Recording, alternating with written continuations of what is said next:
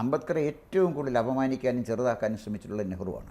കാരണം അംബേദ്കർ ഭരണഘടനാ ശില്പികളിൽ പ്രധാനപ്പെട്ട ആൾ അംബേദ്കറാണ്. അംബേദ്കർ മാത്രമല്ല, ഭരണഘടന ഒരു ടീമായിരുന്നു. അതിൻ്റെ പ്രധാന ശില്പി അംബേദ്കറാണെന്നുള്ളതാണ്. അദ്ദേഹം നെഹ്റുവിന് എന്നൊരു വെല്ലുവിളിയായിരുന്നു. അതിൻ്റെ കാരണം എന്താ വെച്ചാൽ, നെഹ്റു വിദേശ സർവകലാശാലയിലൊക്കെ പഠിക്കുമ്പോൾ അദ്ദേഹം സത്യത്തിന് ജെൻറ്റിൽമാൻ പാസിലാണ് ജയിച്ചു പോയിട്ടുള്ളത്. അംബേദ്കർ ഇന്ത്യയെ കണ്ട ഏറ്റവും ബുദ്ധിമാനായ ഒരു നേതാവായിരുന്നു, സാമൂഹ്യ ചിന്തകനായിരുന്നു. അംബേദ്കറിന് 2 or 3 PhD ഉണ്ട്. അദ്ദേഹം എഴുതിയ പുസ്തകങ്ങളൊക്കെ നെഹ്റു എഴുതിയ പുസ്തകങ്ങളെക്കാൾ വളരെ വലുതാണ്. പക്ഷേ അതൊന്നും പ്രൊജക്റ്റ് ചെയ്ത് കാണിക്കാൻ ആരൊന്നുമില്ല. കാരണം ഇപ്പം ജയിലിൽ കിടന്ന അച്ഛൻ മകൾക്ക് എഴുതിയ ഇതെല്ലാം ഫാബ്രിക്കേറ്റഡ് ആണ്.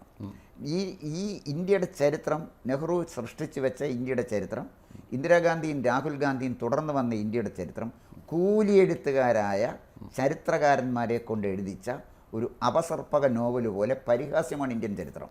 അംബേദ്കർ ഇന്ത്യൻ പാർലമെൻറ്റിൽ വരാൻ പാടില്ല എന്ന് നെഹ്റുവിന് നിർബന്ധം ഉണ്ടായിരുന്നു. 2 പ്രാവശ്യം അംബേദ്കറെ തോൽപ്പിച്ചു.